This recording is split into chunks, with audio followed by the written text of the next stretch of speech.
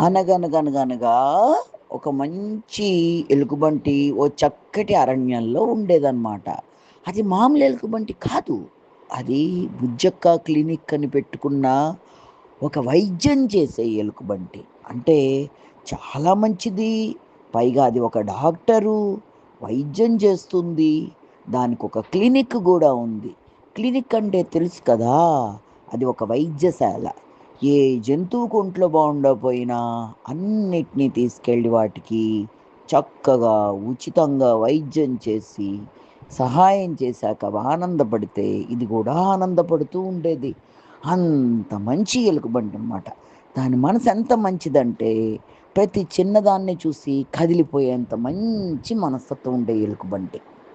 అరణ్యంలో ఉన్న జంతువులన్నీ కూడా ఏ చిన్న సమస్యొచ్చినా కూడా వెంటనే వాళ్ళందరికీ కూడా మంచి వైద్యం అందించేది.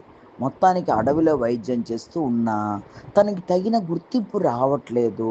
ఎవరు తన్ని పట్టించుకోవటం లేదని బాధపడుతూ మాత్రం ఉండేదనమాట. అది బాగా లావుగా ఉన్న ఆ ఎలుకబంటి ఒకరోజు వైద్యం చేయడానికి కావలసిన మూలికల కోసం కొండ మీదకెళ్ళింది. వెళ్ళిన తర్వాత మూలికలన్నీ సంపాదించింది. సంపాదించేసి మళ్ళీ వెనక్కి తిరిగొచ్చేయాలి గదా! వెనక్కి తిరిగొచ్చే సమయానికి ఏమైందంటే చీకటి పడిపోయింది. చీకటి పడిపోతే ఎలుగుబంటికి అడవిలో దారులన్నీ తెలుసు. కానీ ఇప్పుడది బోలెడంత పెద్ద మూట అయ్యింది కదా దాని దగ్గర. ఆ మూటలో వైద్యం చేసే పరికరాలు, వైద్యానికి కావాల్సినవన్నీ ఉన్నాయి. అంటే ఏమేమి ఉన్నాయి? మూలికలు సంపాదించింది, జంతువుల కోసం అన్నీ రెడీ చేసుకుంది. పొద్దున్నుంచి సాయంత్రం దాకా కష్టపడి రకరకాలుగా తిరిగి, రకరకాల మూలికలు తయారు చేసుకొని, పెద్ద బ్యాగ్ నింపుకుంది. మరి అది మొత్తం ఆ బ్యాగ్‌ని మోసుకొని వెళ్ళాలి కదా! వెళ్ళాలంటే అలాగే వెళ్ళడానికి నిర్ణయించుకుంది. కానీ చీకటి పడిపోయింది. మరి ఎలుకబంటికి ఆ దారులన్నీ తెలిసినా కూడా పెద్ద మూట తల మీద పెట్టుకొని నడవాలి. సరే నడుస్తోంది. ఆ మూట నిండా మూలికలున్నాయి. అవన్నీ పోనీ పక్కన పెట్టేసి పొద్దున్నే వచ్చి తీసుకుందామా అని అనుకుంది ఒక నిమిషం. అనుకుంది కానీ పాపం దానికి వెంటనే బాధొచ్చిందనమాట. ఎందుకొచ్చింది బాధ? ఇప్పుడు ఏదైనా ఇక్కడ పెట్టేసి ఇంటికి వెళ్ళిపోతే నేను సడన్‌గా ఏదైనా జంతువుకి అత్యవసరంగా వైద్యం అవసరమైతే ఎలా అని ఆలోచించి, అయ్యో! అది సరికాదు అనే బరువైన మూట మళ్ళీ నెత్తి మీద పెట్టుకొని చీకట్లో బరువుగా నడవసాగింది. అలా నడిచి, నడిచి ఎంత దూరం వెళ్ళినా గుహ మాత్రం రావట్లేదు. అప్పుడు దానికి అర్థమైంది. ఏమర్థమైంది? దారి తప్పినట్టు అర్థమైంది. అయ్యో! ఇప్పుడెలాగా? దారి తప్పిపోయానే అనుకుంటూ ఓ చెట్టు కింద కూచుండిపోయింది.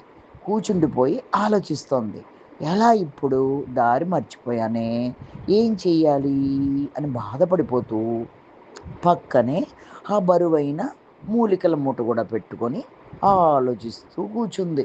అలా ఆలోచిస్తూ కూర్చున్నాక అక్కడికి దాన్ని చూడంగానే కొన్ని మినుగురు పురుగులనేవి వచ్చేసాయి. వచ్చేసి అక్కడున్న ఎలుగుబంటిని చూసి, "ఎలుగుబంటి మామా, ఎలుగుబంటి మామా, ఈ సమయంలో ఇక్కడేం చేస్తున్నావు?" అని అడిగాయి. పొద్దున్నుంచి అప్పటిదాకా జరిగిందంతా వివరంగా చెప్పింది ఎలుగుబంటి. పొద్దున్న తనెప్పుడు బయలుదేరింది, ఏం జరిగింది, ఏ మూలికలు తీసుకుంది, జంతువుల కోసం ఎలా చేస్తోంది, వదిలి వెళ్ళాలని ఎందుకు అనిపించలేదు, వదిలివేసి వెళ్ళిపోతే రాత్రి వాటికి వైద్యం అవసరమైతే ఎలాగా అని తనెలా ఆలోచించింది, ఇన్ని విషయాలన్నీ పొసగుచ్చినట్టు చెప్పింది. అంతా విన్నాక అవన్నీ ఏం చేశాయంటే మిణుగురు పురుగులు, "ఏం బాధపడకు ఎలుగుబంటి మామ, మేము వచ్చాం గదా! నీతో వచ్చి నీకు దారి చూపిస్తాం గదా! బాధపడకు పద" అన్నాయి. "మీకెందుకు అంత శ్రమ? కొంచెం తెల్లవారిపోతే నేనే వెళ్ళిపోతానులే" అంది. "ఏం పర్లేదు వెళ్దాం పద బామ" అంటూ పట్టాయి మిణుగురు పురుగులు. వాటితో ఇంకేమీ చేసేది లేక, పోన్లే అవి ఎలాగో సహకరిస్తాయన్నాయి కదా అని ఎలాగోలా గుహని చేరుకోవడానికి బయలుదేరింది ఎలుగుబంటి. దారి పొడుగునా ఆలోచిస్తోంది. ఏం ఆలోచిస్తోందది? వాళ్ళమ్మ ఒకప్పుడు ఒక మాట చెప్పిందిట ఎలుగుబంటికి. ఏం చెప్పిందిట? ఎదుటి వాళ్ళ నుంచి ఏది ఆశించకుండా గనక మనం సాయం చేస్తేట, మనకది మళ్ళీ ఏదో రూపంలో అందుతుందిట. అది వాళ్ళమ్మ చెప్పింది. ఆ నీతి గుర్తు చేసుకుందనమాట. చేసుకొని, అవును కదా! మా అమ్మ చెప్పింది. అది ఇదేనేమో, అందుకేనేమో ఇవన్నీ గూడా నాకిలా సహకరిస్తున్నాయి అనుకుని ఆనందపడింది. ఇక ముందు నేను దేనికి నిరాశపడవలసిన అవసరం లేదని మనసులోనే అనుకుంటూ చాలా ఆనందపడి, ప్రతి చిన్నదానికి బాధపడుతుంది కదా! నన్నెవరు గుర్తించట్లేదు అని. ఇక ముందు బాధపడను అని తనకి తానే చెప్పుకొని, నిరాశపడినని ఆనందపడి, మనసులోనే వాళ్ళ అమ్మని తలుచుకొని, వెంటనే ఏం చేసింది, తనతో వచ్చిన వీటన్నిటికీ, మినుగురు పురుగులన్నిటికీ కృతజ్ఞతలు తెలిపింది. మాట్లాడుకుంటూ సరదాగా వాటి ఇంటి దాకా వెళ్ళిపోయాయి. పెద్ద మూటని ఇంటి దగ్గర దించి, ఆనందంగా వాటి వైపు తిరిగి, క్లినిక్ దగ్గర ఆగి, వాటన్నిటికీ గూడా అది చాలా ఆనందంగా కృతజ్ఞతలు చెప్పింది. ఇక మిణుగురు పురుగులు గూడా ఆనందంతో ఎగిరిపోయాయి. మరి ఈ కథలో నీతి అర్థమైంది కదా! ఎప్పుడు ఏం చేసినా కూడా ఎదుటి వాళ్ళకి మనం ఏమీ ఆశించకుండా చేస్తే ఏదో రూపంలో అది మనకి అందుతుంది. అది నిజమే కదా!